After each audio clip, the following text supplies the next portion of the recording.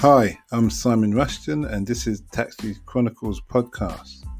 On this podcast, we spontaneously interview unsuspecting passengers with their permission, allowing them to share their intimate life stories and concerns. As our slogan states, real riders, real stories. Some riders prefer to be anonymous, while others ask me to tell their story later on. Either way, there are all genuine 5 to 10 minutes stories, so sit back and enjoy this episode. Morning. Yes, another rider, another day. Today we have the lovely Violet, all the way from Vietnam, and welcome, Violet. Hi. Hi. And she's dressed in some very nice colours, even though it's a grey day in London, and we're talking about that. But then, more importantly, Violet was giving me an insight into the history and the culture of Vietnam, which I found very fascinating, and I believe the listeners would want to hear as well. So, Violet, tell us about Vietnam, from the food to the naming process to just the culture in general. So when I first got into the cab, Simon asked me how Vietnam was like right now, and I told him that the food are really great, because from my experience, almost everyone that I have met, they really love Vietnamese food. We have a dynamic range of cuisine. My favorite food is probably bánh cuốn. It's probably a rice rolls, spring rolls. I think you should try it. My favorite restaurant, the Vietnamese restaurant in London, is on Dean Street in Soho, called Cây Tre, which means bamboo shot. Yeah. Bamboo shot? Yeah. Shop? Bamboo shoots. Oh, shoots. Yeah, okay. Sorry. Oh, you can eat bamboo shoots? Yeah, sure, if you cook it. Oh, is it? I didn't know that. Okay. So I always thought those bears eat bamboo. I thought those are the only creatures that eat bamboo, but I didn't know. I must get around there and taste some bamboo shoots then. Mm-hmm. So with these rice things that you spoke about, how are they? What are they? Are they all like a rice ball? Is there something in the middle? It's not a rice ball. It's actually like a rice pancake kind of. And okay. They roll it into spring rolls. The way they do it, I think it's quite complicated. I've never done it by myself, but you would put a fabric on top of a boiled pot, and then you will have your own mixture of the rice. They have a recipe, and they have their own flour to make this kind of cuisine, and then you would put that mixture on top of the fabric, and then let it steam inside. Mm-hmm. And then after that, it will create a pancake, and then you put in mushroom and meat, and then roll it up, and then you would eat it with fish sauce. Okay, so it's like a Vietnamese version of a Chinese pancake roll. I think this is a Vietnamese cuisine. I don't think it's borrowed from Chinese. Okay, equivalent, I should say. Mm-hmm. Okay. Now you talk about the names, and that when you was teaching me how to say your name, mm-hmm. It's surname first, and then middle name, and then first name. So everything is basic. So in essence, it's like the way the Chinese write. Is it the Chinese or Arabics write? The way they write. I think so you just reversed everything back to front, mm-hmm. basically. Mm-hmm. Okay, that's interesting. So what's Vietnam? Is it always a hot, humid climate? It depends on the area, because I'm from north, the capital city, Hanoi. So the weather, we have 4 seasons there. While in the south, Saigon, yeah. there's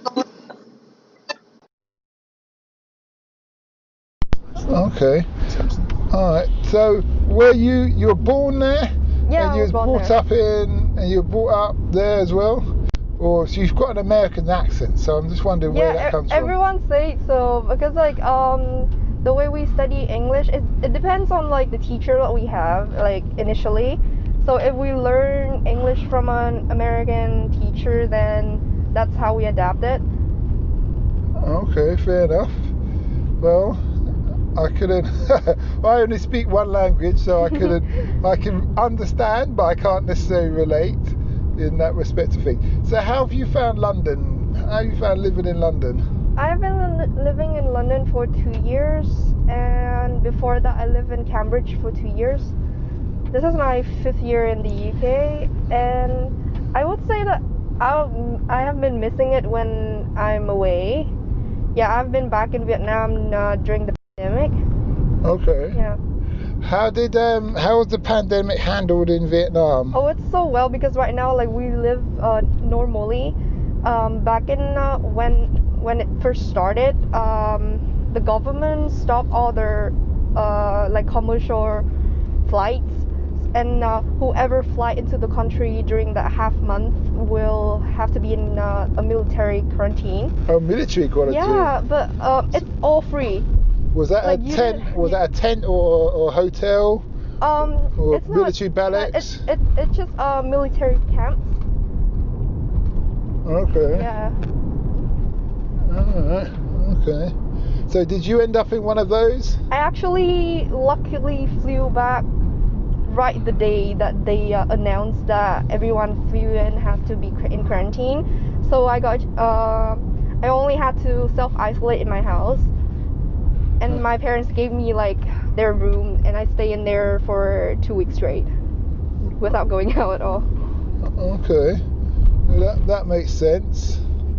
That does make sense. So how have you found England? Was it a culture shock when you got here? What you mean? Was living in England a culture shock when you got here? I would consider myself as like an easy adapt person, because I've been here since I was 16, and I have to like do everything on my own because I have no relative here. Okay. Yeah. So that's good. So you're a very proactive, can-do person. I think it's due to like my family habits of like traveling abroad every year. Because like when I was a little bit smaller, my dad would force me to speak English and like communicate with foreigners. Like we travel around Asia around that point, and I still had to speak a lot of English, and I had a chance to like communicate in a second language, and then try to do stuff like buy food for my parents and then talk to foreigners. That's why like when I came to the UK, it was not that bad. Like it took me like 1 to 2 weeks to get used to it. Okay, that's good.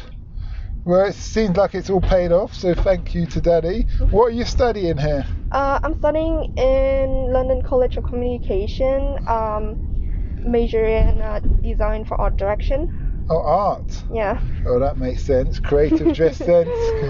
Okay, so you're going to be the Vincent van Gogh of Vietnam? I'm not a painter, but I'm very much interested in art in general.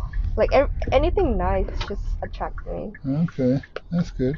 So last but not least, what's the impact you want to have on the world?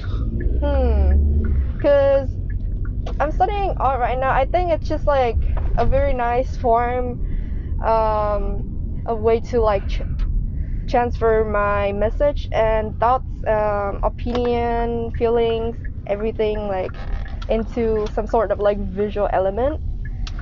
And I think I'm not so sure yet, but I'm taking it one day at a time. Like I would say that I'm a quite optimistic person, so I think my purpose is just to like spread positivity to everyone. Okay, that's good. Well, thanks for that interview. It was very enlightening, learning a lot about the culture and your experience to coming to England. Thank you. Thank you so much for having me. We hope you liked that episode. Keeping in mind we never know who we're going to interview. We post twice a day, 8 a.m. and 5 p.m. GMT. Have you ever considered the future economies to invest in? why not listen to our sister podcast, Africa Investor Stories? Considering Africa has the fastest growing economies and population on Earth, and has done for many years, it holds 30% of the world's known natural resources. We publish twice a week, Tuesday with a guest investor and Fridays talking about investment, politics and history, providing a clear understanding for any potential investor.